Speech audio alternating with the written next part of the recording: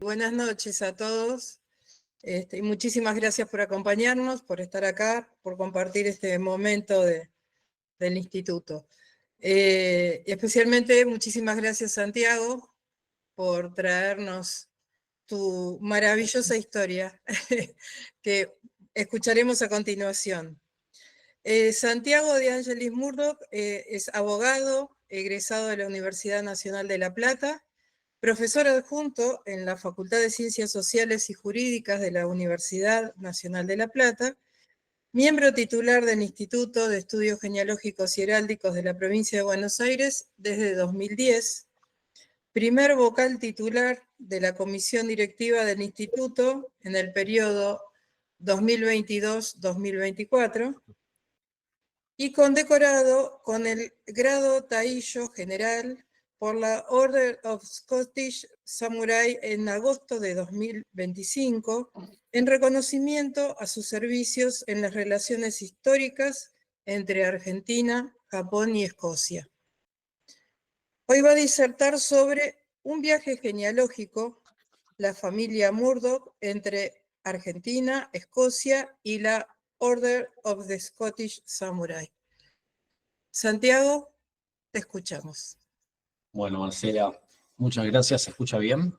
Perfecto. Bueno, muchas gracias antes que nada a vos, especialmente a Fabián, al resto de los miembros del instituto, por la invitación. Si les parece, voy a ir compartiendo pantalla, así ya arrancamos con el Power y con la charla. Perfecto. Díganme ustedes cuando se vea. Perfecto.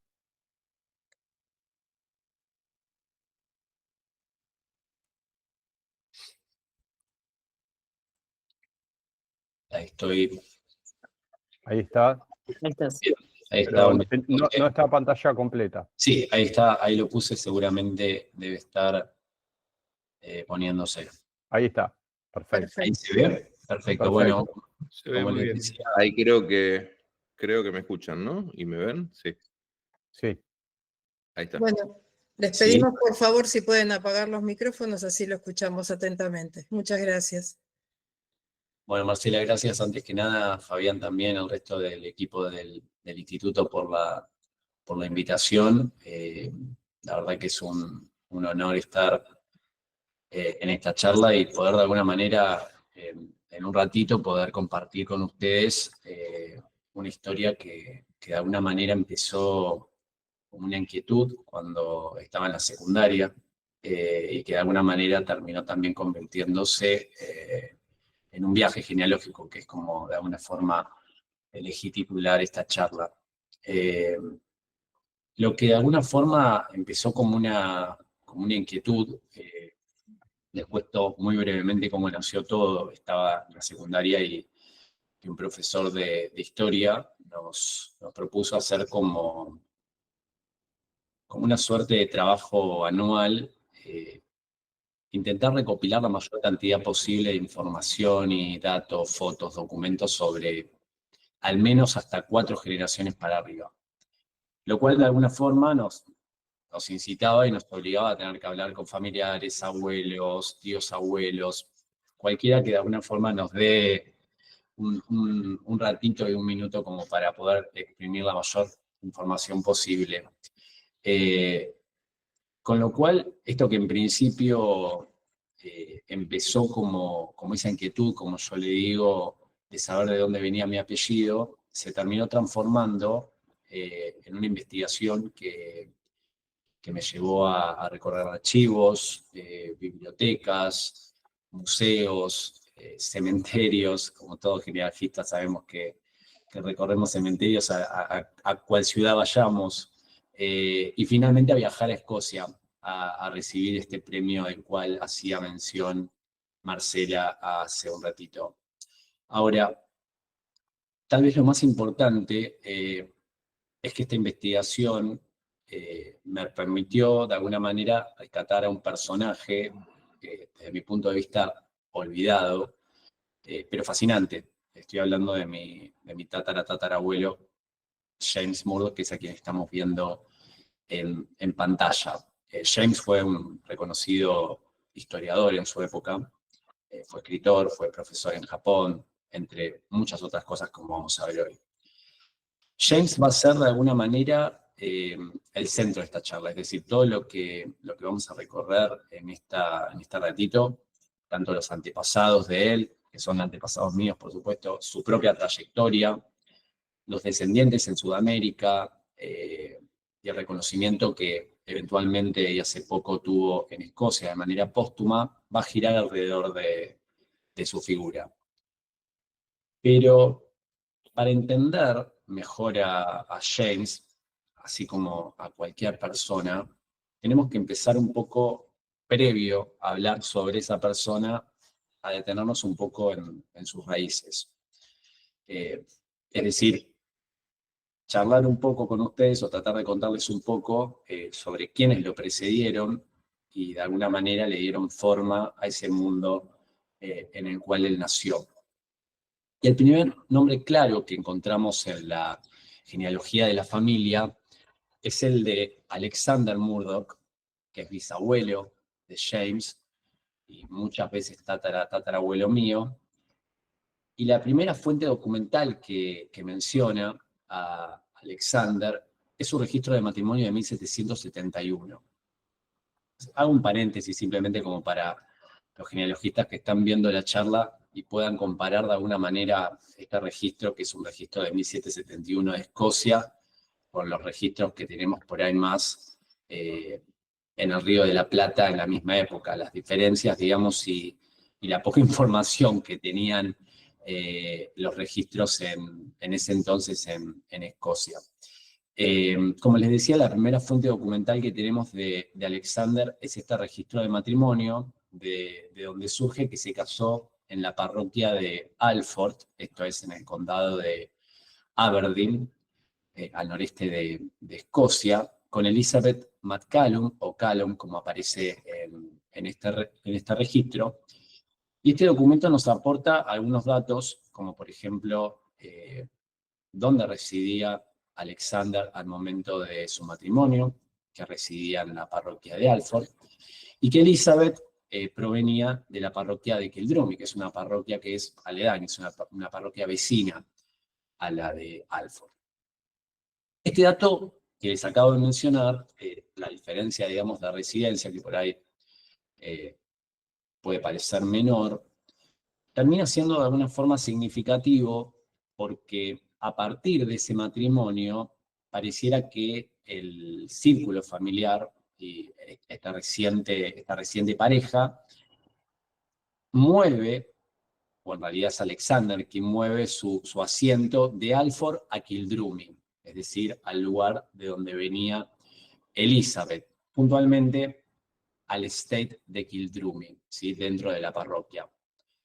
Elizabeth, como acabo de decir, provenía de esta parroquia, y lo interesante es que las fuentes también dan cuenta de que el padre de Elizabeth, John McCallum, se desempeñaba como lo que en ese entonces se conocía como ground officer, que sería, digamos, en una traducción bastante atada de los pelos, oficial de tierras, en español, en el estate de Kildrummy.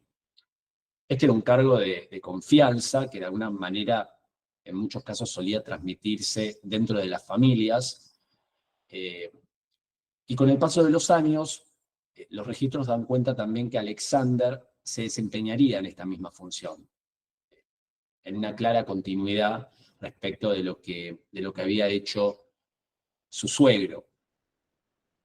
Por eso podemos llegar a sospechar por qué Alexander termina mudándose de alguna forma a lo que era el asiento de su reciente esposa, posiblemente también por las conexiones que tenía el padre de Elizabeth, dado el cargo que ocupaba en el estate de Kildrummy.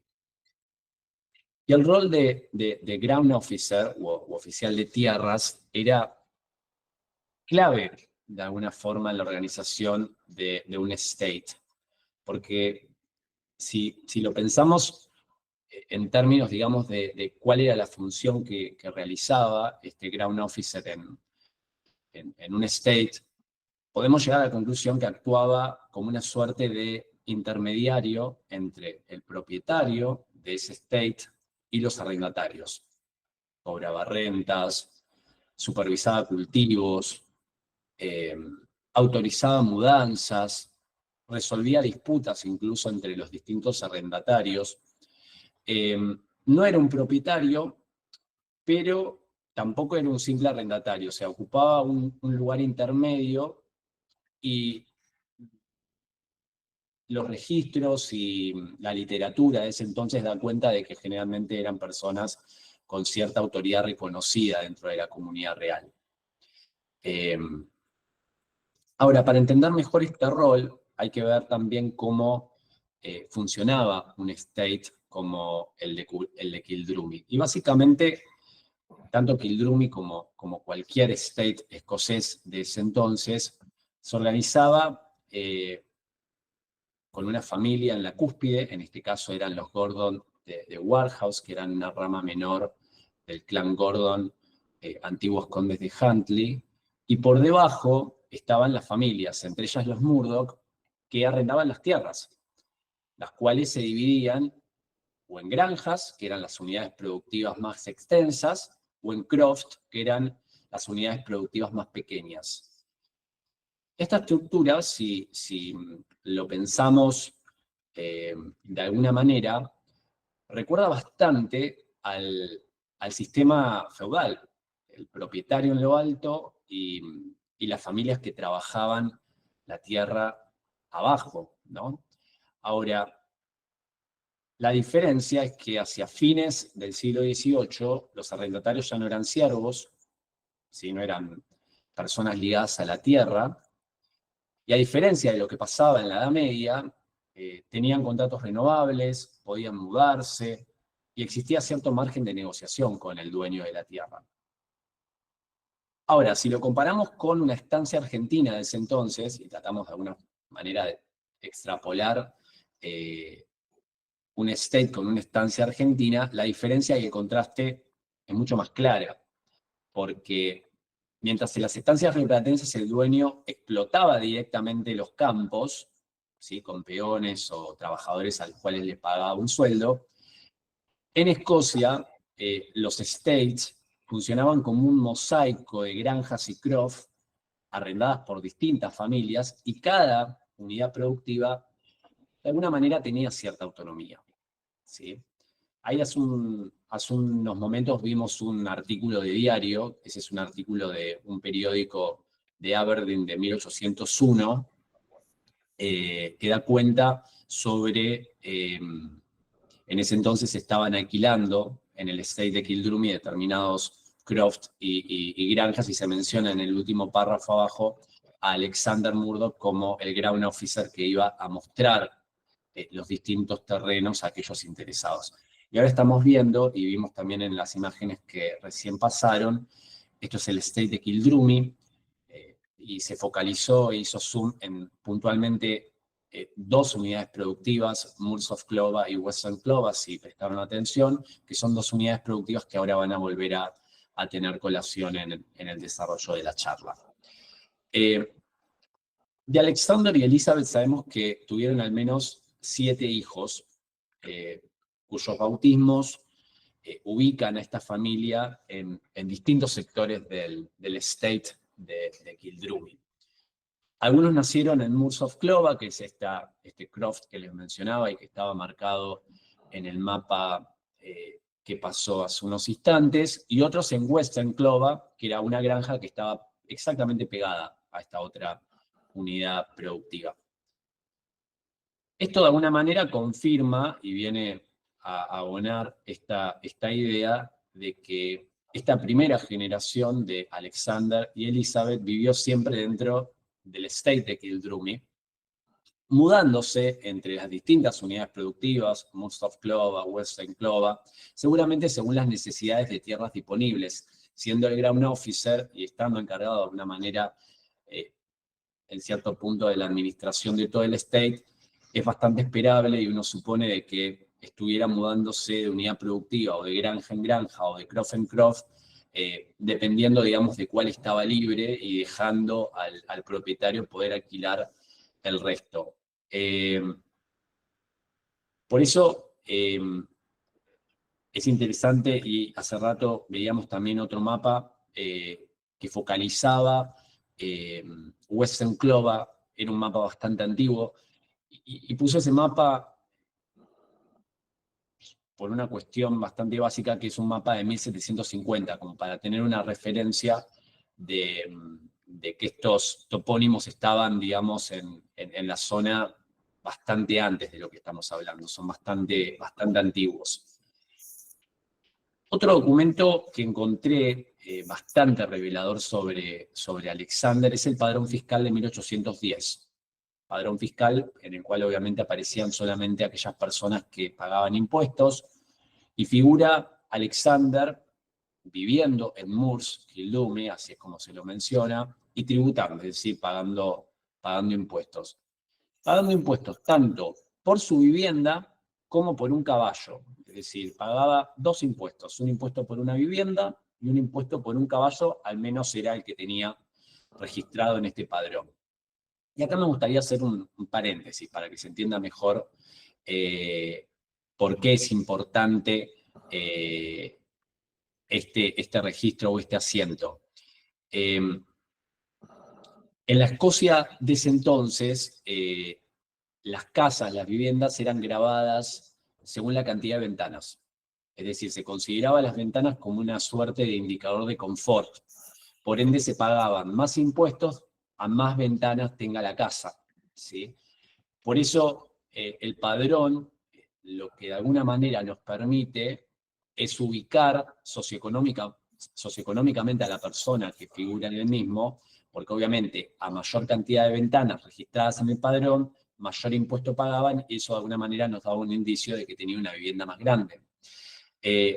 Alexander, según este padrón, pagaba lo mínimo, es decir, lo suficiente como para figurar en el padrón fiscal, es decir, para pagar impuestos, pero no vivía con lujos, al lado, digamos, de un gran propietario con una vivienda con muchísimas ventanas que pagaba muchísimos impuestos más. También hay un dato no menor respecto al caballo que mencioné, porque había dos impuestos. Había un impuesto mucho más caro para los caballos de raza o los caballos, digamos, para uso más recreativo, de aquellos caballos que eran usados más para la labranza o para el trabajo rural, que tenía un impuesto un poco más bajo que el anterior. Esto lo sitúa Alexander, de alguna manera, en un punto intermedio, es decir, no era un terrateniente con una gran casa, con una mansión, con decenas de ventanas, como aparecen otros tributando en ese mismo padrón, pero tampoco era un sirviente que vivía en la casa de su patrón o un arrendatario propio que tenía una casa que no alcanzaba a entrar, digamos, dentro del mínimo imponible. Era alguien que podemos imaginar, tenía un hogar modesto, pero digno, pero bueno, podemos sospechar que es algo acorde al cargo o al rol que ocupaba dentro del estate como ground officer. En la segunda generación de esta familia tenemos a Adam Murdoch, que es el hijo menor, al menos el hijo menor encontrado hasta ahora, de Alexander y Elizabeth, y abuelo de James, de mi tatarabuelo. Adam nació en 1793 en Moors of Clova, este croft que mencioné hace un ratito en el estate de Kildrummy. En 1824 se casó con Elspeth Sheffer, también de una familia de la zona. Se casó en Lumpanan, es una parroquia aledaña, vecina a la de Kildrummy, y tuvieron al menos 7 hijos. Y las fuentes documentales, tanto los censos como las partidas de sus hijos, nos muestran a Adam y a su familia mudándose bastante dentro de todo el condado. Los primeros hijos nacieron en Beers, una parroquia también bastante cercana a la de Kildrummy. Más tarde se desplazaron a Lumpanan, de vuelta, volvieron a donde se había casado Adam y Elspeth, esto es al sureste de Kildrummy, y finalmente a Fordham, más al sur, esto es ya en la franja costera del condado de Aberdeen. Ahora bien, los censos de la época completan un poco esta imagen que nos aportan los registros de bautismo y nacimiento de sus hijos, porque los censos, puntualmente el de 1841, ubica a esta familia en Corswall, esto es una granja dentro de la parroquia de Fordham, donde Adam figura como jornalero agrícola. Y en 1851, y acá hago un paréntesis, en ese entonces, a partir de 1841, los censos en Escocia se hicieron cada 10 años, lo cual, imaginen los genealogistas que están presentes la cantidad de datos que se obtienen. Regularmente cada 10 años tenemos un censo. Y ahora en ese censo en 1851 aparecen en otro Croft, en Temple Croft, y esto ya es en Fetereso, en la parroquia de Fetereso, que es una parroquia costera. Por eso, si lo vemos en conjunto, el recorrido que hace Adam es bastante claro. Desde Kildrummy, que es en el interior del condado de Aberdeen, hacia Beers, luego de vuelta a Kildrummy, y después en un movimiento bastante progresivo hacia el sur y el este, terminando en la zona costera de Fetereso, ¿sí? Cerca de la localidad de Stonehaven, que es donde nacería James. Y este es un ejemplo de cómo muchas familias rurales de ese entonces dejaban los estates del interior con sus trabajos agrícolas para mudarse más cerca de la costa, seguramente en busca de trabajo y mayores oportunidades. Adam falleció en 1864 en una granja cercana a Stonehaven, en la parroquia de Fetereso, cerrando sin dudas una vida llena de movilidad. Un hermano de Adam, George Murdoch, un hermano mayor de él, hijo de Alexander y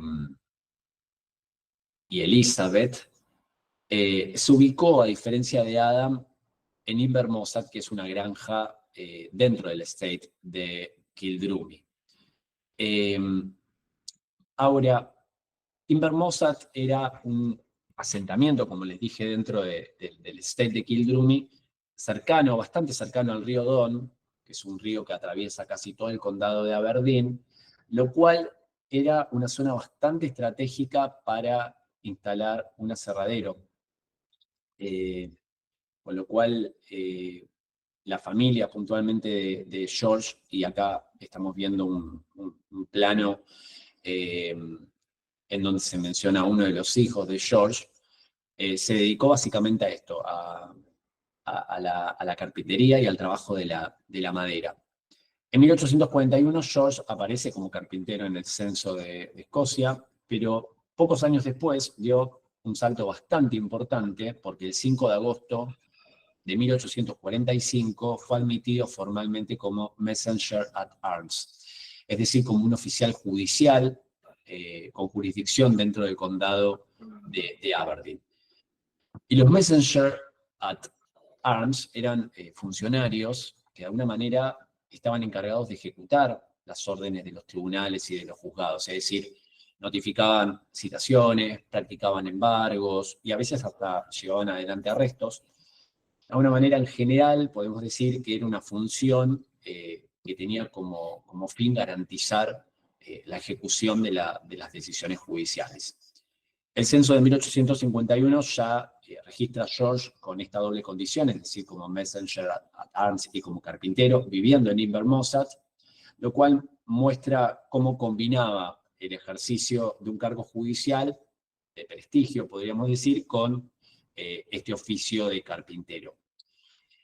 Y menciona a George, y por ahí no me tomé o no me detuve en el resto de los hermanos de Adam, pero sí me detuve en el de George, porque me pareció interesante el contraste entre ambos hermanos, entre Adam y entre George, porque mientras Adam vivía mudándose de Croft en Croft. Su hermano George se consolidó en Invermossad, en el estate de Kildrummy, con un cargo formal dentro del aparato judicial y una posición más estable. No es apresurado pensar de que esta diferencia debiera fundamentalmente a que George era el hermano mayor, con lo cual en ese entonces no era no era, digamos, raro que en las familias los hijos mayores solieran tener mayores beneficios, digamos, en su vida, ya sea para acceder a este tipo de cargos o incluso para quedarse dentro del estate como arrendatario. Avanzando en la línea familiar, llegamos a la tercera generación de nuestra historia. Ahí encontramos a William Murdoch, segundo hijo de Adam y Elspeth Sheffer y padre de James, que nació en 1825 en Berks, como ya les había mencionado. Esto que estamos viendo ahora en pantalla, como para que los genealogistas que están en la charla puedan entender, es una partida de matrimonio, como para que vean cómo estaba también diagramada y bastante sistematizada, ¿no? A diferencia a veces de lo que vemos acá también.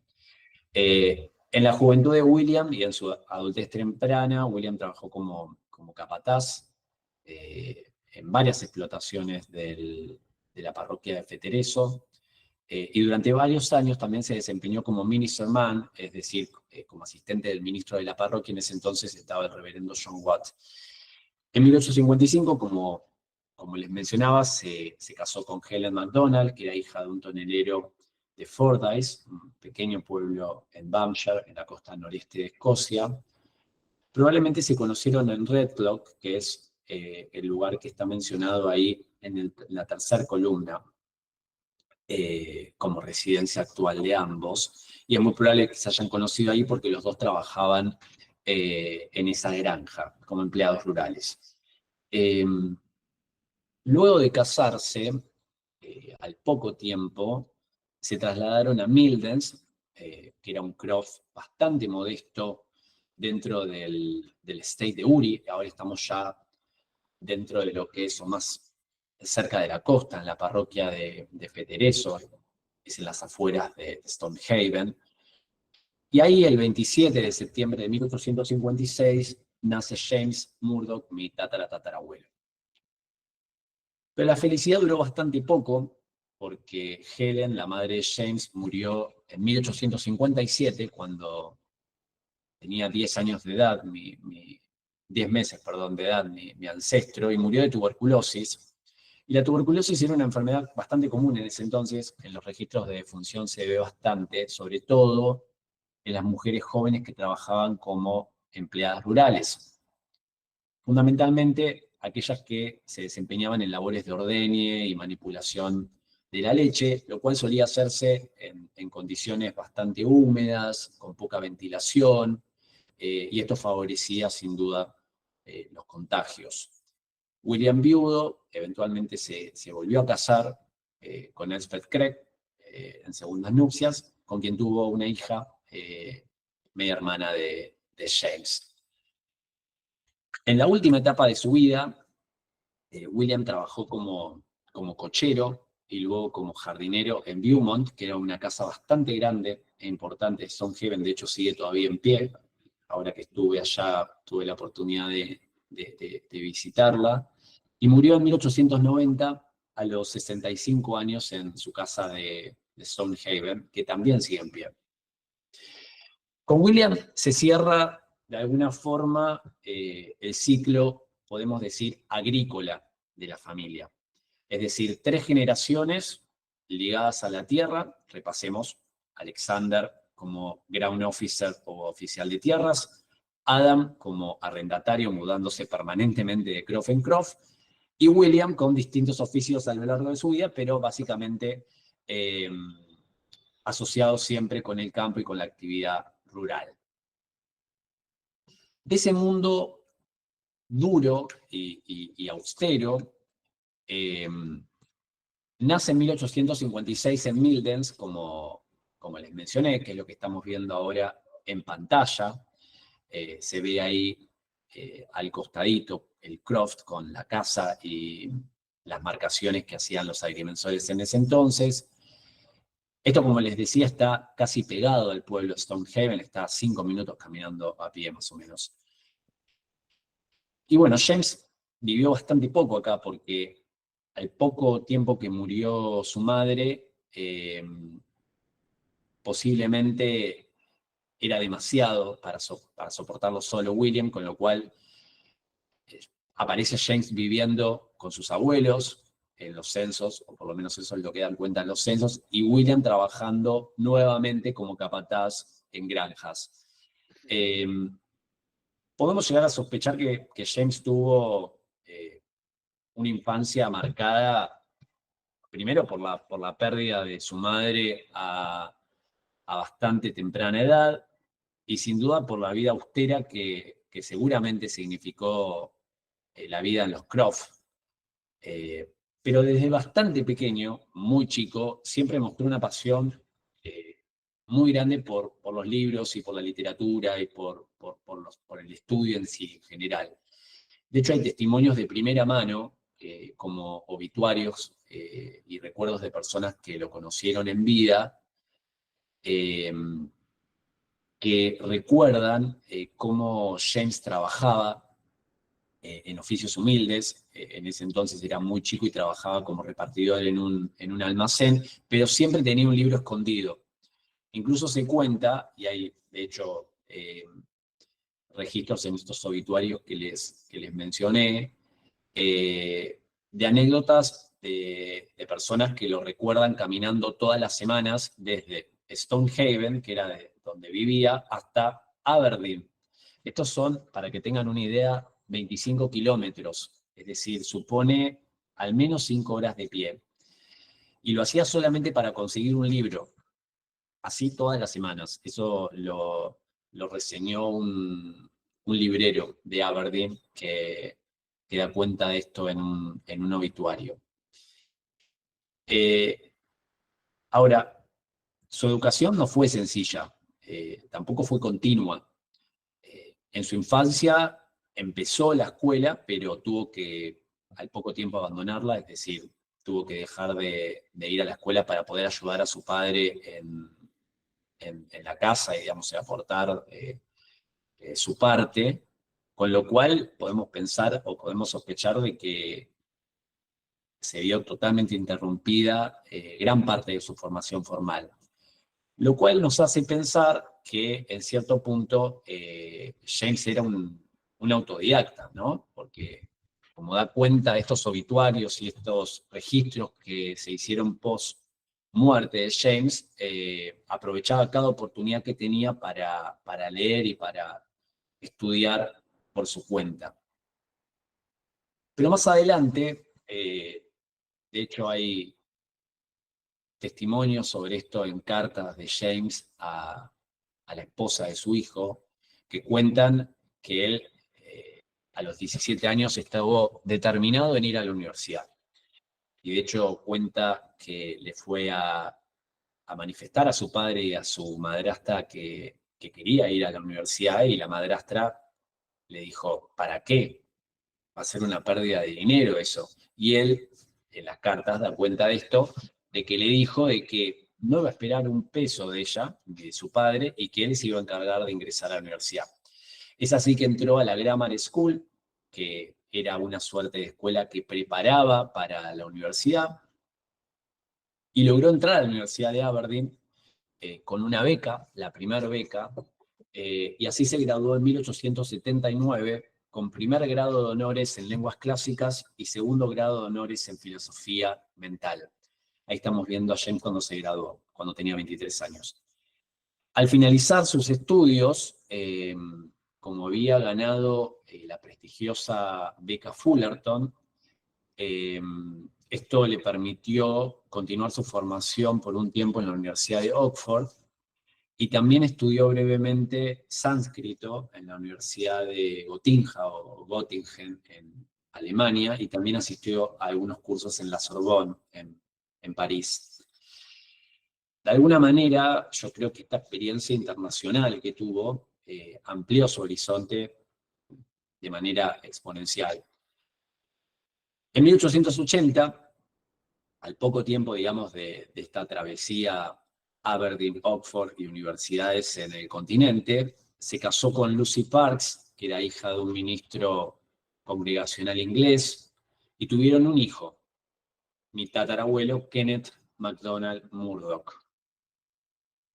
Al poco tiempo de casarse, Kenneth volvió a la Universidad de Aberdeen. Ahí estamos viendo la Universidad de Aberdeen, cómo se veía en ese entonces, pero volvió desde otro rol, ya no como estudiante, sino desempeñándose como asistente de profesor de griego y también como docente de sánscrito, lengua que había estado estudiando en la universidad en Alemania. De alguna manera, esta primera experiencia académica podemos pensar que consolidó su perfil como estudioso de lenguas clásicas y lenguas orientales. Y ese mismo año acepta una oferta de una escuela en Australia, y esto cambió totalmente su rumbo. Es así que se embarcó con su esposa y su hijo casi recién nacido a Queensland, donde fue primero director de la Maryborough Grammar School, que era una escuela de hombres, y después como subdirector de la Brisbane Grammar School. En paralelo también se volcó al periodismo, escribió artículos bastante combativos en los que defendía el republicanismo, la igualdad social, la nacionalización de la tierra, bastante rupturista para la época, si nos ponemos a pensar, aunque también reflejó los prejuicios de su tiempo y de su época respecto a la inmigración asiática en Australia. En 1888, James viajó por primera vez a Asia Oriental. Esto incluía pasar por puertos en China y en Japón, y esa experiencia lo dejó, según cuenta años atrás, profundamente impresionado. Y de alguna manera, si lo pensamos hoy en día, marcó el rumbo de su vida. Un año más tarde, en septiembre de 1889, regresó a Japón, pero ya ahora con un puesto académico fijo. Fue nombrado profesor de Historia Europea en la First Higher School de Tokio, que era una institución clave y que preparaba a los futuros estudiantes de la Universidad Imperial. Fue en ese entonces que tuvo como alumno a un joven que luego se convertiría en el gran novelista moderno de Japón, Natsume Soseki, pensemos en el Borges de Japón, y en 1893 su vida dio un giro inesperado porque aceptó la invitación del periodista australiano William Lane para convertirse en ministro de Educación en la colonia socialista New Australia en Paraguay. Aunque su participación fue bastante breve, hay bastantes dudas sobre cuánto tiempo se quedó. Hay fuentes que dicen que se quedó unas horas, hay fuentes que dicen que se quedó algunos días, hay fuentes que dicen que se quedó un mes. Lo que sí es cierto, en base a lo que luego escribió James, es que al poco tiempo de llegar se sintió totalmente desilusionado sobre la colonia, más que nada por las disputas internas que había, las condiciones del proyecto, y decidió abandonarlo. Viajó vía Londres a Japón, pero estuvo puntualmente en Londres aproximadamente 6 meses, casi internado en el Museo Británico, fundamentalmente dedicándose a la investigación y a la traducción de cartas de los misioneros europeos en Japón del siglo XVI, lo cual sin duda le dio, como vamos a ver más adelante, fuente bastante importante a toda la obra que luego desarrolló. En 1894 regresó a Japón, como dijimos, esta vez ya para quedarse por mucho tiempo, y durante los años siguientes enseñó en distintos centros de enseñanza, tanto secundaria como superior, y se consolidó sin dudas en una figura del ámbito académico, no solo en Japón, sino en Australia y en el resto del mundo. Esta fue también una etapa, estoy hablando de 1890, de bastante productividad intelectual. No solamente se dedicó a enseñar, sino que produjo mucho. Durante esta década escribió muchas novelas, la mayoría ambientadas en la vida japonesa. La más conocida es I Am San, que fue publicada en 1892, y que es una novela que cuenta la historia de una joven geisha y su relación con un extranjero, con un escosés, no, con un irlandés, perdón. Y a través de esta trama, James lo que hace es explorar de alguna forma el mundo de las mujeres en el Japón, el peso de las convenciones sociales en Japón, y un poco pone de manifiesto el choque cultural entre Oriente y Occidente.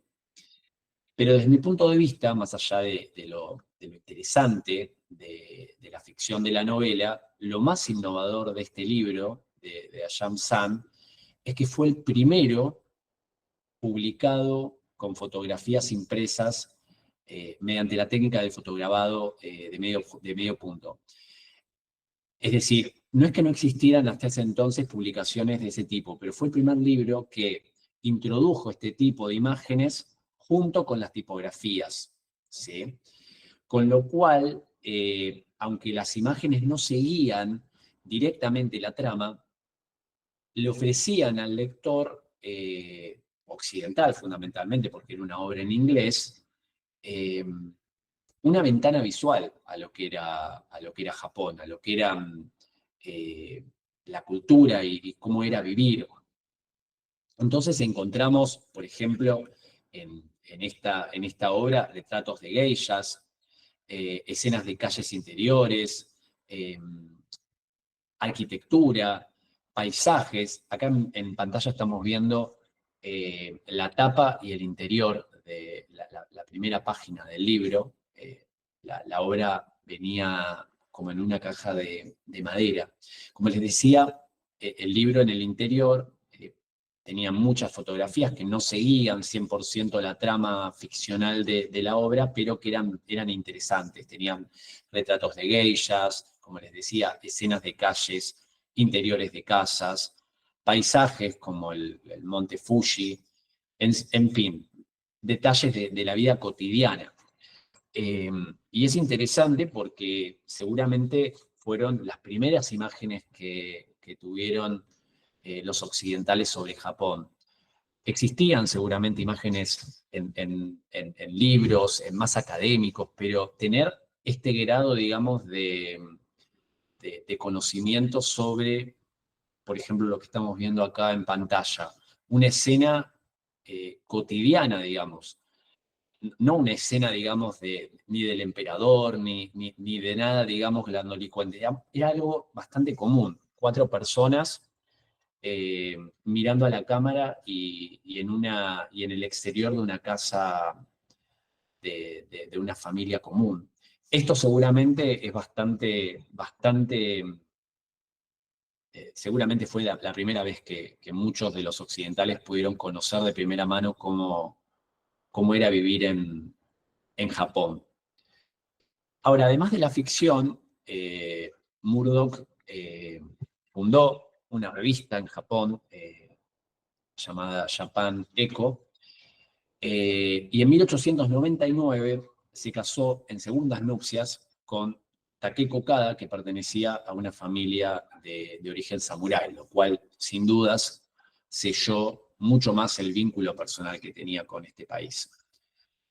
Ahora, la mayor contribución que tuvo mi tatarabuelo, sin duda, fue su monumental obra, La historia de Japón, que publicó en 3 volúmenes, publicados en 1903, 1910 y 1926. Indudablemente, esta obra durante décadas fue la referencia más completa en inglés sobre la historia japonesa. No lo digo yo, que no sé mucho de historia japonesa, sino historiadores actuales y modernos. De hecho, siguen siendo citados todos estos libros. ¿Y por qué eran tan importantes o por qué eran notables? Porque de alguna manera lo que hizo James no fue escribir con los ojos distantes de un mero occidental, de un inglés, un escocés, como habían hecho de alguna forma sus predecesores. Por el contrario, de alguna manera trabajó con no solo con fuentes occidentales, sino fundamentalmente con fuentes orientales, con fuentes japonesas, muchas de ellas inéditas o muy poco utilizadas, o mal traducidas incluso, como dijo o como señaló en algún momento James también. Por eso es notable que trabajó con eruditos locales que lo ayudaban básicamente a traducir, amén de que sabía más de 7 idiomas, entre ellos algunas lenguas muertas. Es decir, la historia de Japón fue su gran bebé, podríamos decir, y fue el resultado de un trabajo de investigación muy riguroso, y esa combinación de un trabajo exhaustivo, pero a su vez también con una sensibilidad oriental, de alguna manera le permitió ofrecer a los lectores una visión distinta de Japón, ¿sí? No con los anteojos de un extranjero, sino de alguna forma entendiendo muchas de las cuestiones y de la idiosincrasia de los japoneses. De esta forma, entre la enseñanza, la ficción, el periodismo y la investigación histórica, Murdoch vivió casi 25 años en Japón, convirtiéndose de alguna manera en un puente entre Oriente y Occidente, y en una de las voces extranjeras más influyentes seguramente en Japón. Ahora, en 1917, esa pasividad, como la llamó James en Japón, vino a romperse cuando es convocado por Australia para volver a ese país. Es así que acepta un puesto de profesor de japonés en la Royal Military College de Dantron, que era una institución que formaba a los oficiales del ejército australiano, y poco tiempo después pasó a la Universidad de Sydney, donde se lo reconoce como el fundador de los estudios japoneses y como el fundador de la Cátedra de Estudios Orientales en esa universidad. Pero su rol en estos años no fue solamente académico. Murdoch mantuvo un vínculo casi directo con el gobierno australiano y con la inteligencia militar de ese gobierno. Pensemos, estábamos en la Primera Guerra Mundial. Y durante este periodo realizó varios viajes a Japón. En apariencia, para buscar libros y materiales para la universidad, pero en realidad lo que sabemos es que estas visitas le servían de alguna forma como cobertura para sus tareas de informante. Y desde Japón tenemos registros de que enviaba, de alguna manera, cartas a nada más y nada menos que el director de inteligencia militar de Australia, y lo hacía de una manera bastante particular, escribiendo cartas bajo seudónimos, es decir, nunca se refería al director con su apellido, usaba el apellido de la mujer, teniendo miedo James de que interceptaran las cartas en Japón, lo cual nos muestra hasta qué punto se movía en un terreno cercano al de un agente encubierto. Aún así, nunca abandonó, nunca dejó su vocación intelectual, siguió trabajando en su gran proyecto, la historia de Japón, y tenía ya bastante avanzado el 4º volumen.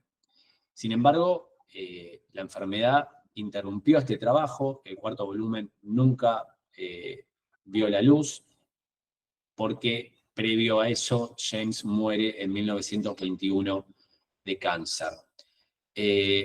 Como podrán ver, en base a lo muy resumido que les conté, James fue un personaje extraordinario, ¿no? Fue un chico que, habiendo nacido en un hogar escocés bastante humilde, pero que gracias al estudio y la pasión intelectual se convirtió en director de colegio, en profesor, en novelista, en periodista y en uno de los historiadores más importantes de su época.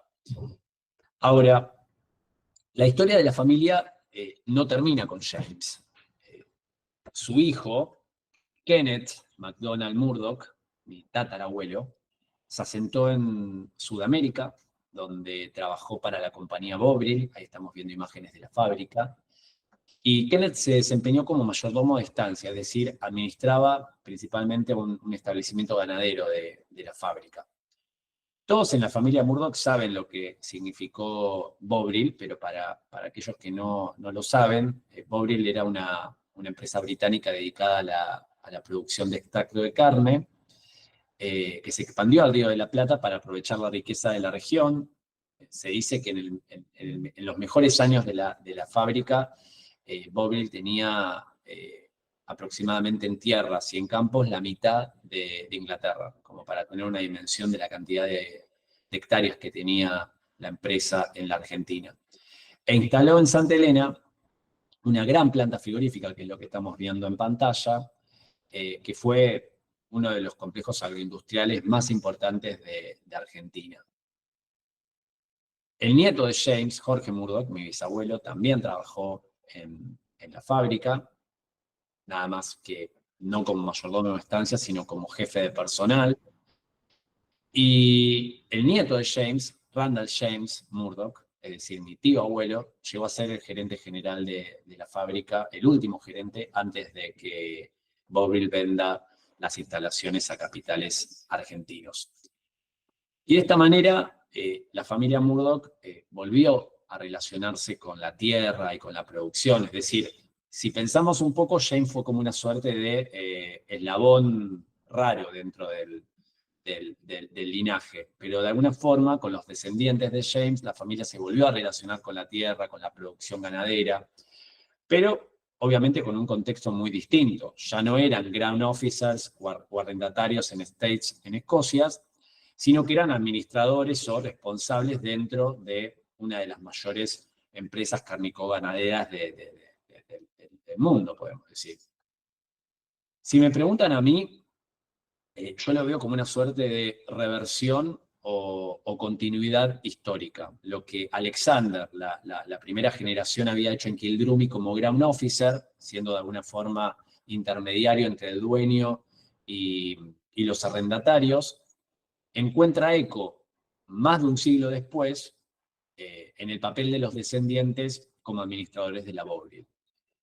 Un mismo tipo de función, pero trasladado a otro contexto, a otro continente, a otro tiempo.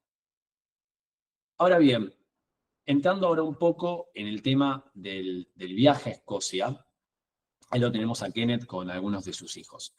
Entrando al tema del viaje a Escocia y el premio que mencionaba Marcela al principio, durante todos estos años de investigación, que como les dije al principio empecé en la secundaria, tuve la oportunidad de escribir algunos artículos sobre la historia de mi familia y sobre puntualmente la biografía de James. De hecho, uno de estos trabajos fue publicado en la Asiatic Society of Japan, que casualmente es una institución que publicó uno de los volúmenes de James en vida. Y esta publicación me abrió muchísimas puertas. Me permitió entrar en contacto con investigadores y con historiadores tanto de Japón como de Australia. Y entre estas personas conocí a Darren, que es un escocés que vive en Sydney, y que en el año 2017, con motivo del aniversario del centenario de la fundación de la cátedra que había fundado James en Sydney, escribió un artículo sobre James. Esto nos permitió intercambiar bastantes emails, me pidió información, yo conocí la que él tenía y que yo no tenía hasta ese momento. Y más ahora, llegado el tiempo, puntualmente el año pasado, Darren me contacta con un amigo de él que vive en Escocia, que se llama Frederick, que es miembro de la Order of the Scottish Samurai. Y Frederick, que es nacido en Aberdeen, conocía la trayectoria de James y estaba bastante interesado en darle visibilidad a su vida, a su legado. Y fue Frederick quien de alguna manera propuso a la comisión de la orden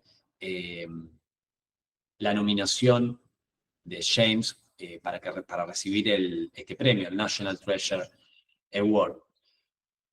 Y en este marco es que me invitaron a Escocia y a recibir este premio y a participar, obviamente, de la ceremonia que le dio Marco. Esto fue en Aberdeen, y básicamente tuvo como eje el reconocimiento de James, un reconocimiento póstumo, como National Treasure, que en su traducción en español sería Tesoro Nacional. Fue un momento bastante importante, incluso con un valor simbólico enorme desde mi punto de vista, porque, esto no lo había contado, James rechazó en vida 4 condecoraciones del gobierno japonés y un doctorado honoris causa en literatura. Y rechazó tanto las 4 condecoraciones como el doctorado honoris causa, según él, por una cuestión de principios. Él decía que lo único que le interesaba era que sus alumnos sean personas del bien y que terminen, digamos, de alguna forma generando cambios en el mundo. Y de hecho, en una de las cartas de James, como medio jocosamente dice, además no tenía un frac para usar y recibir esas condecoraciones, como diciendo, no eran tan importantes. Por eso cuando la orden se comunica conmigo el presidente de la orden se comunica conmigo y me comenta que estaban evaluando distinguir a James como National Treasure, la verdad es que confieso que pensé bastante si tenía que aceptar o no, porque digo, no estaré traicionando las intenciones de mi ancestro. Y finalmente entendí que no, o sea, finalmente decidí que había que aceptarlo, porque de alguna manera entendí que este reconocimiento que querían hacerle a James estaba más relacionado con la idea de reconocer su legado, de alguna manera de devolver su nombre al lugar que merece, y que no tenía nada que ver con esas distinciones oficiales que James había rechazado en vida y a las que él mismo había llamado o había considerado como naif. Para mí, de alguna manera, recibir este premio en su nombre significó, podríamos decir, tender un puente entre generaciones. Fue de alguna manera una forma de reparar una historia interrumpida y de traer a James de vuelta a la escena, a la conversación. Y ya para ir terminando, porque veo que me estoy extendiendo un poco, me gustaría compartir algunas reflexiones finales interesantes, sobre todo para los genealogistas. Un poco la idea de la charla era contar la historia de mi familia y focalizar obviamente en James. Y sin duda que la historia de la familia Murdoch muestra cómo una tradición puede transformarse y viajar a lo largo del tiempo y del espacio, de ground officers, de oficiales de tierra y arrendatarios, a un historiador de Japón, y finalmente a administradores de una fábrica en Argentina. Y lo que descubrí en este camino, de alguna forma, es que la genealogía no consiste solamente en recopilar datos, fechas, nombres. Mucho más que eso. Se trata de dar sentido, de entender las vidas detrás de esos registros, las emociones, las decisiones y los valores que se transmiten entre generaciones. Y en mi caso, ese sentido fue rescatar a James del olvido académico, de devolverle el lugar que considero que tiene, de alguna manera permitir que vuelva a escucharse su nombre. Por eso, cuando recibí en Escocia el reconocimiento de la orden, sentí de alguna forma que no fue solo un honor personal o un honor familiar, fue también una manera de cerrar un círculo, de rendir justicia histórica a un antepasado que cruzó fronteras, cruzó continentes y que sin dudas dejó una gran huella en la academia. Creo, y para ir terminando, que en el fondo la genealogía no es únicamente armar árboles, como dije, o coleccionar documentos, es sobre todo darles vida y recuperar historias y devolver significado a esas personas sobre las cuales estamos investigando. Y cuando logramos que esas historias dialoguen con el presente, como en mi caso con James y Escocia, descubrimos que nuestro trabajo no es meramente académico, sino que es un modo de tender puentes entre generaciones.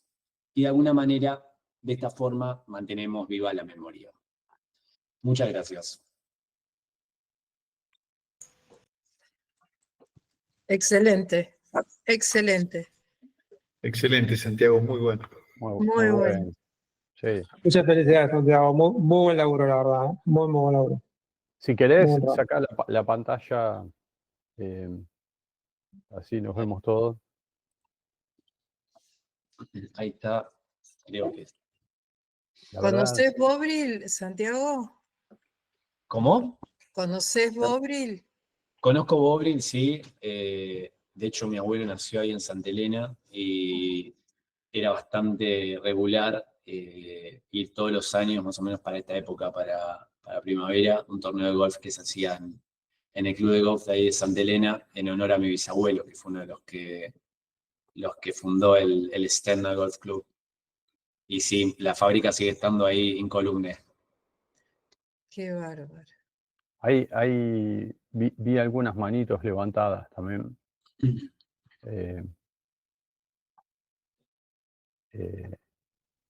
Por ejemplo, Mónica Murdoch. A ver, puso manito para arriba. Si alguien quiere hacer alguna consulta, puede abrir el micrófono.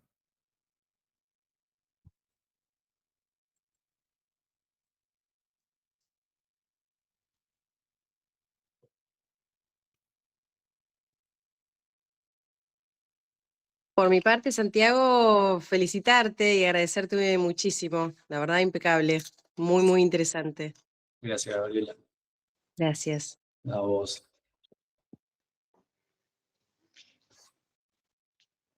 Ahí Eduardo Manzano levantó la mano. Eduardo. Sí. Por un lado quería la curiosidad si tiene algún significado el apellido Murdoch o Murdoch. Y por otro lado, si hay alguna vinculación con una escritora norteamericana que tuvo su fama principios del siglo XX, Iris Murdoch. Si tenías alguna referencia. De Iris no tengo ninguna referencia. De hecho, ir a Escocia, ir a un cementerio en Aberdeen, da cuenta de la cantidad de Murdoch y de lo común que es el apellido, como para traspolarlo un poco a la genealogía de acá. Imaginen un González, es muy, muy recurrente, digamos, vemos mucho en los registros. Con lo cual, no todos los Murdoch obviamente son parientes entre sí, así como no todos los González son parientes entre sí. Digamos, tener igualdad en el apellido no significa tener una misma rama, tener un mismo ancestro. Como bien sabemos, y esto aplica también para la historia de los apellidos en Escocia, es lo mismo que en los españoles. Simplemente tener el apellido Murdoch es porque en algún momento alguien ostentó ese nombre y luego se convirtió en apellido, pero no tenemos relación con Iris y de hecho tampoco hay relación con muchas de las ramas en Australia, por lo menos conocida. La genealogía escocesa es bastante complicada, a diferencia por ahí de la española. Si ustedes habrán visto las partidas de nacimiento, rara vez mencionan a la madre, con lo cual es muy difícil seguir el hilo y seguir el árbol hacia arriba. Y después también lo que tiene Escocia es que con las guerras que hubo, sobre todo entre 1700 y 1700 puntualmente, las rebeliones jacobitas, muchas iglesias se quemaron, muchos documentos se han perdido, con lo cual es un trabajo de hormiga rastrear las familias. Sí, Marina. Gracias. Marina, ¿tenés la mano levantada? Sí, gracias. Primero, gracias enorme, Santiago, por el trabajo que has hecho, que es impecable. Y preguntarte, ¿cómo llega Kenneth a América? ¿El padre lo deja? ¿En qué momento? Sí, gracias por darme la oportunidad de aclarar esto.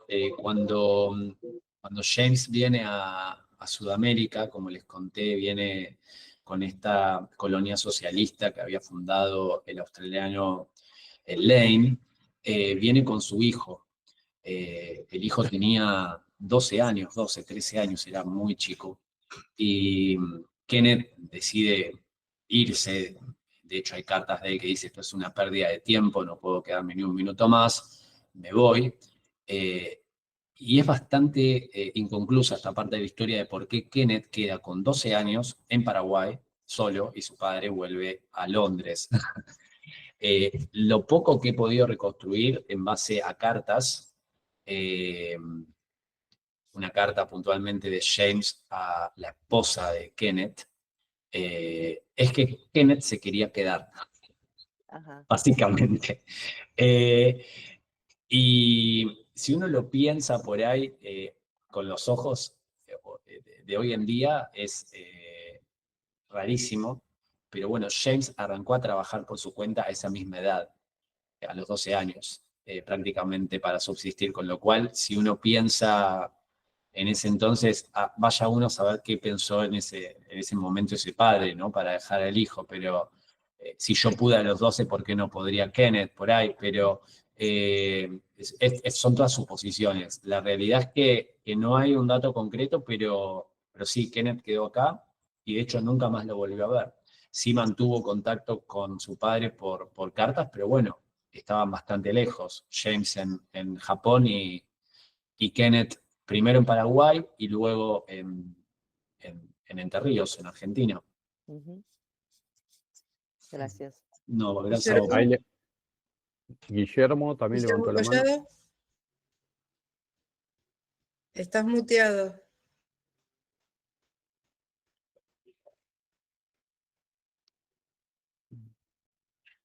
Está sin audio, Guillermo. Estás sin audio. A ver.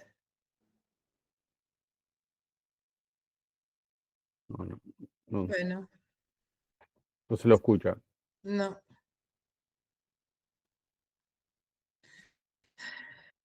Bueno, la verdad, excelente, Santiago. Me imagino el sentimiento que habrás tenido en el momento del reconocimiento, porque debe haber sido algo fantástico, ¿no? Sí, sí, sobre todo porque, a ver, otro país, otro continente y personas hablando de tu ancestro como si fuesen ancestros de ellos. O sea, Claro. conocían más la historia. Conocían más Mónica, de ellos. estabas levantando la mano. Sí. ¿Qué tal? Buenas noches. Antes que nada, muchísimas gracias, Santiago. Me encantó la presentación tuya. Se nota que estudiaste, y averiguaste, investigaste muchísimo. Y bueno, felicitaciones porque también nosotros, o sea, yo hablo en representación de los Murdoch de acá de Paraguay. Y bueno, no sé, me llamó la atención esto de que Kenneth se haya quedado acá con 12 años en Paraguay, ¿verdad? Después, qué lástima, no sabemos qué habrá pasado con Kenneth, dijiste que fue a la Argentina, pero nosotros, los Murdoch de acá, no sabemos realmente quién es nuestro, o sea, nuestro árbol, ¿verdad? ¿Quién es nuestro antepasado más directo? No sé si venimos de la rama de los de Australia, porque también dijeron que había una rama que venía de Inglaterra y que, bueno, hay muchas cosas, ¿verdad? Que se dicen. También había un Randall Murdoch que estaba también acá, vivió en un tiempo en Paraguay.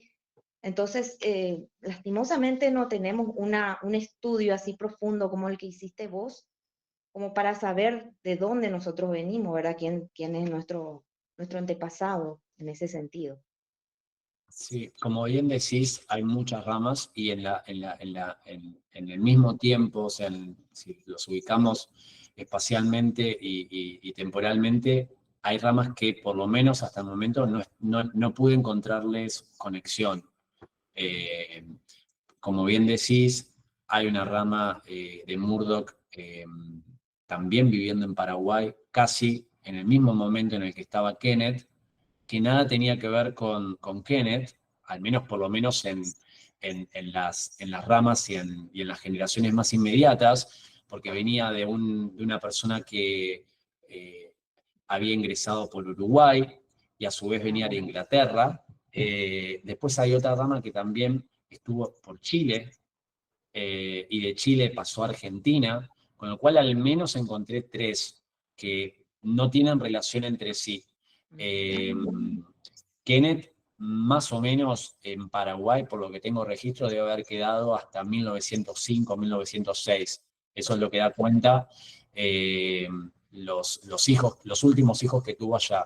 Después bajó con toda su familia a Entre Ríos, seguramente llamado por esta oportunidad de trabajar como mayordomo de estancias en la Bobril, y vivió allá. Muere en Buenos Aires, de hecho está enterrado en el cementerio británico de Chacarita, pero su esposa, por ejemplo, en 1916 murió en Santa Elena, con lo cual la familia fue bajando, digamos, de Paraguay y se radicó en Santa Elena, Entre Ríos. Con lo cual hay muchos blancos y espacios que todavía no están llenados. No están llenados. Santiago, Guillermo Collado, que no le funciona el micrófono, pregunta, quiero preguntar qué archivos consultó en Escocia y cómo accedió a la información de Japón. Mira, Guillermo, de Escocia la información está casi toda digitalizada.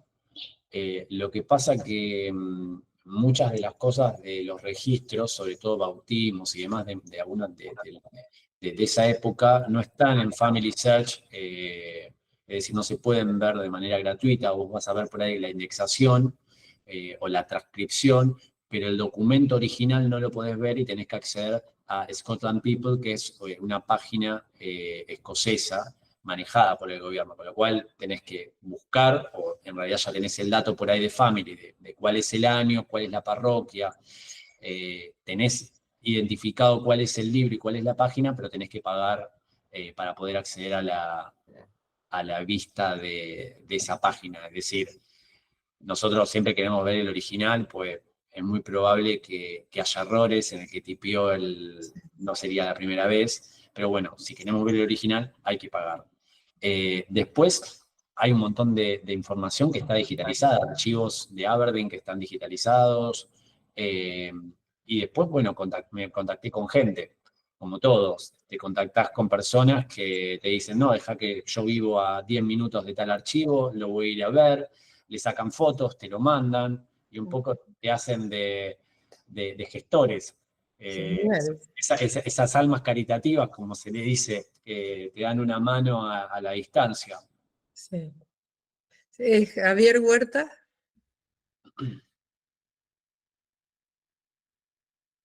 Estás muteado. Silenciado, Javier. Yo soy hijo de Alicia Murdoch. Mi abuelo era Douglas Murdoch, hijo de Kenneth Murdoch.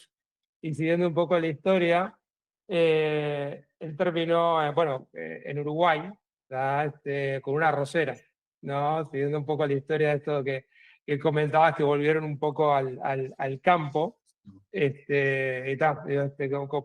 Como siguiendo un poco eso, ¿no? O sea, es como otra rama acá en Uruguay.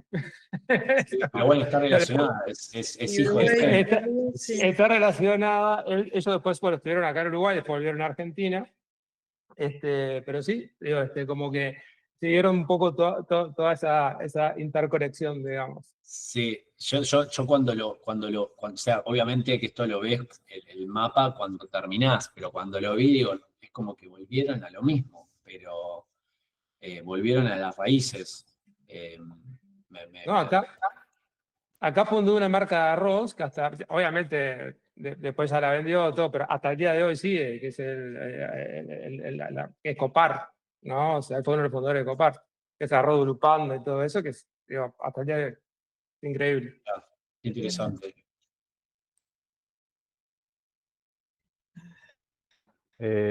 Ahí pone Guillermo, muchas gracias. A ver, yo leo porque no le funciona el micrófono. Muchas gracias. ¿Qué tan autónoma es Escocia con respecto al resto de Gran Bretaña en cuanto a la legislación vigente que citaste, Estates, Croft, etcétera, y la organización de la documentación de archivos hoy? Mira, de documentación, por ejemplo, eso que yo les mostré, las imágenes son lo hecho por los agrimensores, eran estudios de agrimensura que se hacían y hay un montón.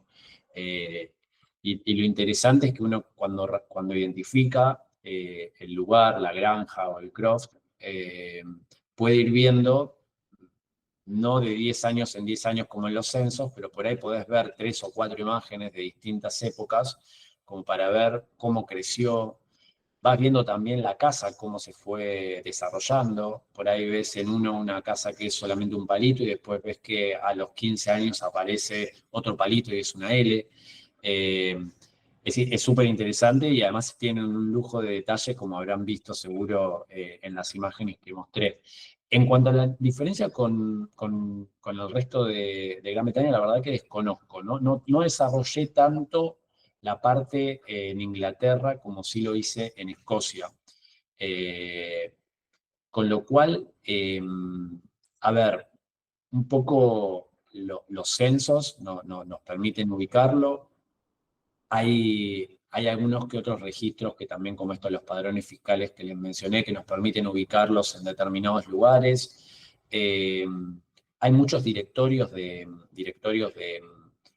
personas, que hay libros que se iban haciendo por ahí regularmente, año a año, en donde por parroquias identificaban a las personas, no sé, a los que manejaban la administración de esa parroquia, a los representantes de la iglesia en ese lugar y a personajes por ahí de la comunidad que eran conocidos. El dueño por ahí de un campo importante o como en el caso de George, que aparece bastante por su rol de auxiliar de la justicia. Como que eso de alguna manera nos va dando indicios y vamos atando cabos. Después, en algunos casos, hay también documentos de los estates, por ejemplo, en el archivo de Aberdeen, en el archivo civil de la ciudad, hay documentación y hay carpetas específicas sobre el estate de Uri, el estate de Kildrummy, en donde por ahí difícilmente encontremos un nombre de un arrendatario. O sea, no creo que encontremos un contrato y demás, pero sí nos permite por ahí como para reconstruir o para darle contexto, para saber quién era el que manejaba en ese entonces, el estate, los diarios también, como habrán visto el diario que les mostré, que daba cuenta de que Alexander era Crown Officer. Esas cosas son un poco lo que permiten en la genealogía escocesa ir atando cabos y uniendo hilos, ¿no? ¿Y el idioma y la religión, Santiago? ¿Cómo? ¿El idioma y la religión? Mira, el idioma, el escocés habla muy cerrado, es bastante difícil, pero se hacen entender perfectamente. O sea, yo me daba cuenta por ahí en la reunión, cuando me hablaban a mí, obviamente te hablaban en un inglés muy lento. Cuando hablan entre ellos, es como que pasa un avión por al lado. Sí, o sea, imagínense un alemán hablando en inglés, más o menos. El acento es muy, muy cerrado. Pero bueno, obviamente es como todo. O sea, cuando hablan con una persona que no es anglo-nativa, se hacen entender perfectamente. ¿Y la religión? Mira, no me... A ver, en Escocia lo que tenés es que hay por ahí más iglesias católicas que en Inglaterra, y hay muchos más registros, pero de esta rama la verdad es que ninguna, con lo cual todos estaban asentados en la iglesia, digamos, nacional, no en otras iglesias, salvo la primera esposa de James, que el padre era un ministro congregacional, con lo cual aparecen por ahí en esa iglesia congregacional. El resto aparecían todos en los registros comunes, digamos, de la iglesia nacional. Con lo cual no tuve, digamos, la oportunidad de explorar cómo eran los otros registros de las iglesias católicas en ese entonces y demás. Era una iglesia católica, eran iglesias católicas. No. Anglicana. Exacto, sí. Pero te digo que había también en el mismo Claro. momento, en ese tiempo, iglesias católicas, y hay muchos registros, pero como ninguna de mi familia estaba sentado ahí y fue bautizado en esas iglesias, la verdad es que no las exploré Claro. genealógicamente. Bárbaro. Ahí Guillermo McLaughlin levantó la mano. Sí, bueno, buenas tardes a todos. Felicitarlo a Santiago especialmente por esta investigación que tiene, caso mío y de muchos que yo conozco, muchas particularidades cuando uno investiga lo escocés con lo irlandés y las cosas fáciles y difíciles para investigar son más o menos parecidas en Irlanda que en Escocia, aunque creo que en Escocia en algunas cosas es más fácil porque no ha habido tanto la quema de archivos católicos como sí ha habido en Irlanda. Lo que tiene distinto es que es fascinante el Murdoch que se va a Japón y bueno, para todos nosotros tener una conexión con Japón es una rareza y bueno, en este caso para Santiago es un timbre de honor, así que bienvenido, ¿no? Yo en Australia diserté hace 35 años sobre la colonia australiana en Paraguay, así que voy a ver si encuentro donde tengo algunos apuntes, a ver si encuentro algo, que sea un muchacho de 12 años que se quedó, ya no tenemos que pensar en la dimensión actual de un chico de 12 años, ya era un hombre de 12 años, y bueno, y el padre pasó lo mismo, así que por más que el padre se haya ido a Inglaterra y el chico se haya quedado en Japón, en Paraguay, no es lo habitual, pero tampoco es una rareza. Hay muchos otros casos, así que por ese lado está bien. Y bueno, y alentarte, Santiago, que sigas investigando todo esto, lo que nos atrapa a todos nosotros, que bueno, resulta ser fascinante y un mundo totalmente distinto y más con las perlitas que tenés que te sacan de lo habitual, ¿no? Muchas gracias. No, gracias a vos, Guillermo. Bueno, Mónica Murdoch Torres levantó la mano también. Ah, sí, gracias. No es nada, ninguna consulta, es solamente para compartir, ¿verdad? Con ustedes, que aquí yo mandé enmarcar, encuadrar. Cuando estuve por Escocia, entonces entramos en creo que era un castillo, algo así, no recuerdo muy bien, donde uno entraba a mirar su apellido y ahí te decía, ¿verdad? Si correspondía o no a ese país, ¿verdad? Y justamente estaba Murdoch y bueno, nosotros adquirimos esto, ¿verdad? Este es el escudo de la familia Murdoch y acá habla todo, ¿verdad? Cuenta la historia, que está todo en inglés, obviamente, no lo entiendo, pero bueno, adquirimos y acá atrás tiene la bibliografía, ¿verdad? Completa, donde van marcando británicos e Irlanda, los de Alemania, también Canadá, de España, de Francia, Quebec y de otras ciudades, dice. O sea que hay varias ramas de Murdoch que se esparcieron que hay por muchas partes del mundo también.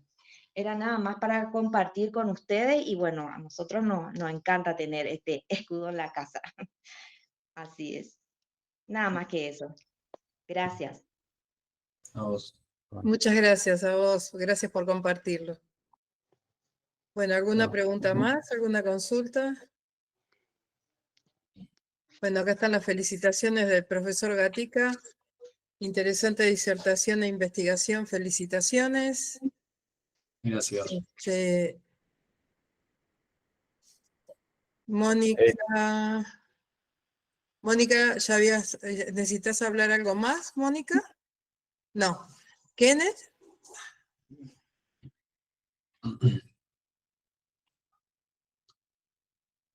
Estás muteado. Kenneth Murdoch.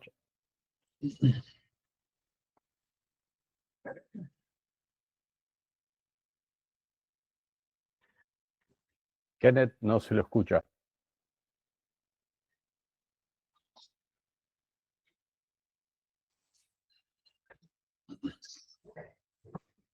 No sé si quieres hablar o... Ahí está escribiendo, me Está parece. escribiendo, sí. Ujú. Ok. No me toma el micrófono.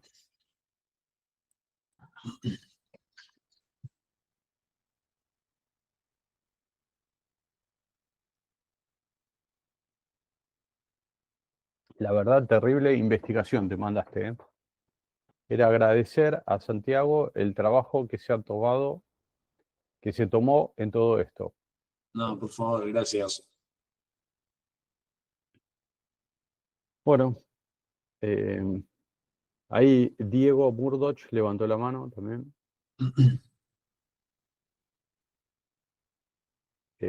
También está silenciado.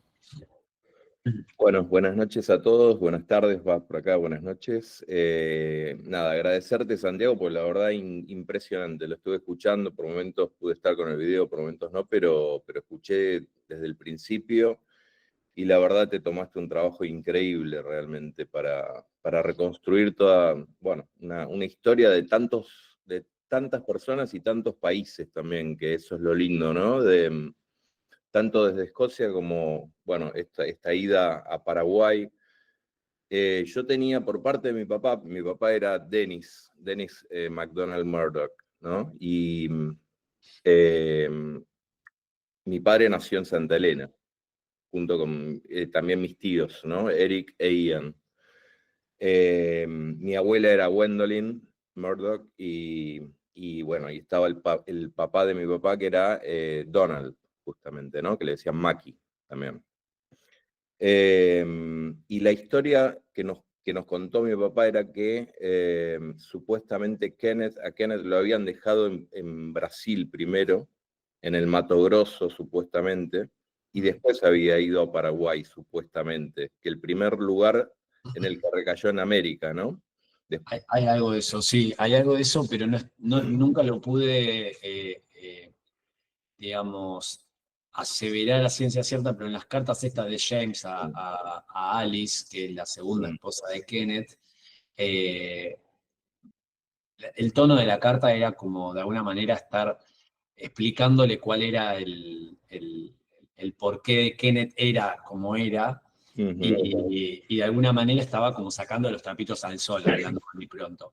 Y un poco en un párrafo resume o trata de explicar esta cuestión de Paraguay, y algo así como dice, bueno, cuando pasó lo de Paraguay en ese año, medio como que estoy traduciéndolo muy arbitrariamente, pero dice, cuando pasó eso de Paraguay en ese año, bueno, fue totalmente en contra de mi voluntad, pero él se quiso ir a Brasil y bueno, fue como hacer lo que a vos te parezca. Una cosa así. Después, digamos, de exactamente qué pasó, pero está mencionado Brasil en ese párrafo, Sí. con lo cual, ya que lo mencionás, sí.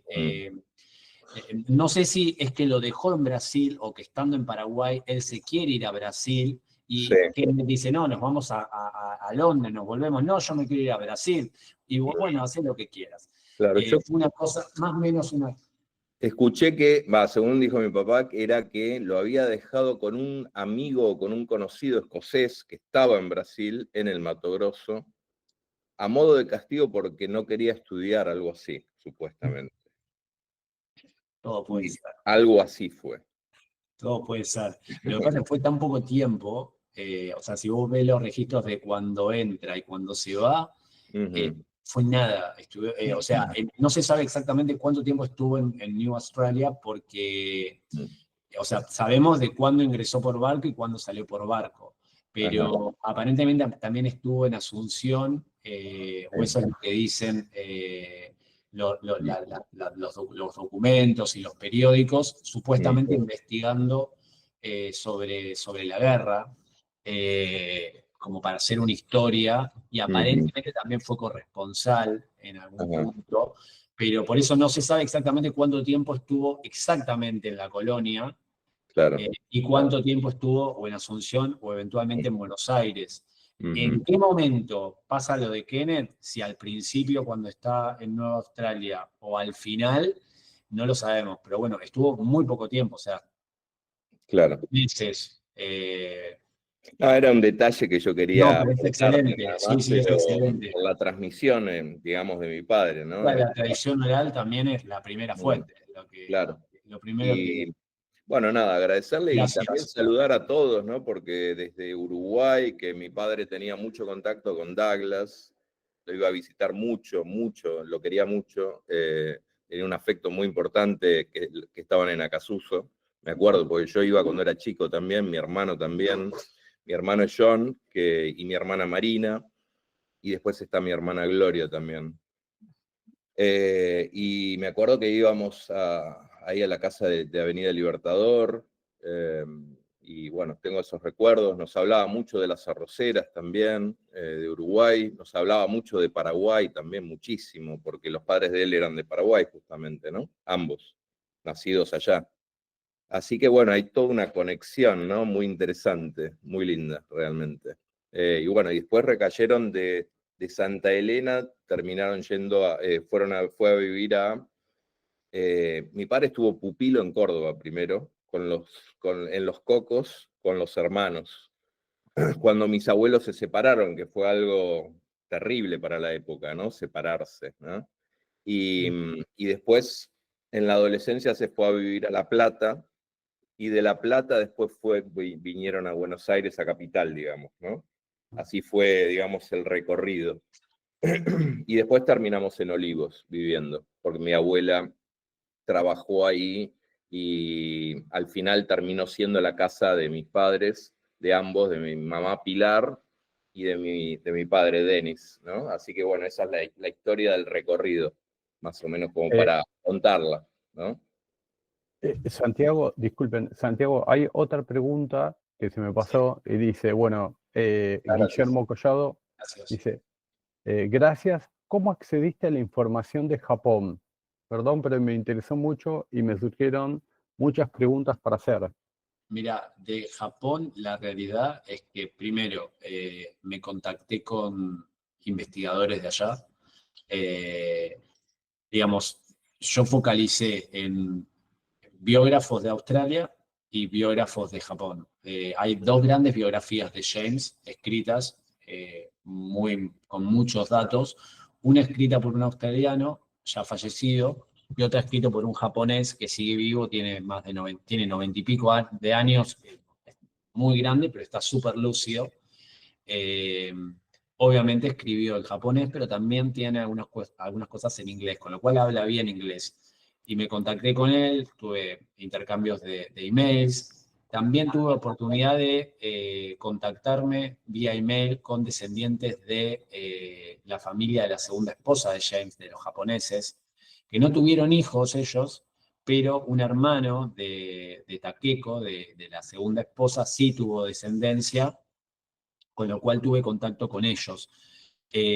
Fuentes documentales, léase registros de matrimonio, eso no tuve acceso.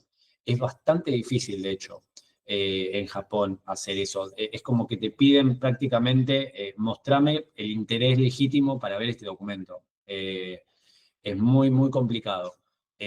Lo cual es una lástima porque además tienen una genealogía súper rica ellos. Tienen una suerte, no me acuerdo cómo se llama exactamente en japonés, pero son una suerte de carpetitas que integran la genealogía de toda la familia, con lo cual si podemos dar con esa carpetita es como que nos ahorra el trabajo de ir buscando y rastreando las generaciones. Pero bueno, eso no tuve oportunidad de tener esa fuente directa, pero sí de tener contacto con personas que tuvieron contacto. O sea, es más una relación secundaria e indirecta que 100% directa la de Japón.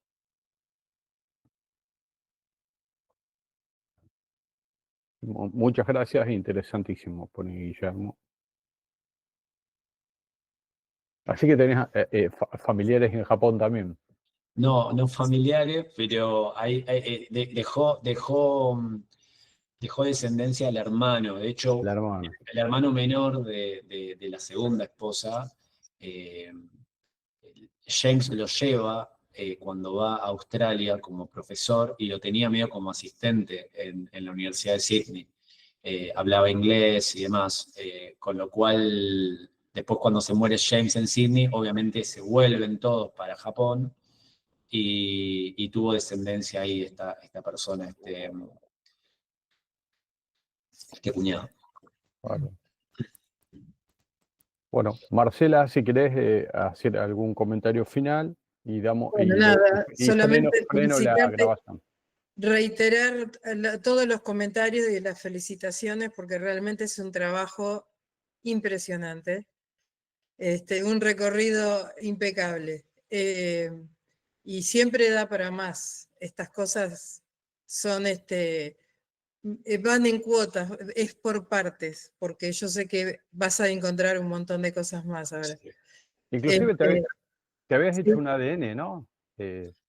Sí, hace mucho. En realidad se lo hicimos hacer a mi abuelo, porque la idea era, digamos, en su momento, ahora está mucho más desarrollado, pero en su momento había pocas compañías. Había una norteamericana que era Family Tree DNA y otra española.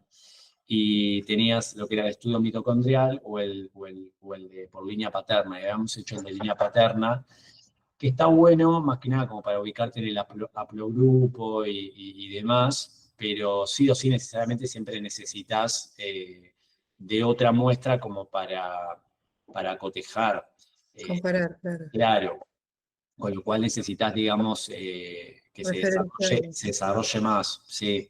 Hasta tanto no haya, digamos, más muestras, es muy difícil, digamos, explotar esa información y poder aprovecharla. Bueno, por ahí se la hace la chica de Paraguay y son parientes, y ahí está hay que buscar la conexión. Claro, ¿por qué no? Así que bueno, si no hay más preguntas. Agradecer. Agradecemos, exactamente. Queremos agradecer a todos, a cada uno por estar. Santiago, principalmente por traernos esta maravillosa investigación, porque la verdad que es súper interesante. Y bueno, gracias de parte del instituto y hasta la próxima entonces. Y los esperamos. Muchas gracias. Chao, gracias. Adiós.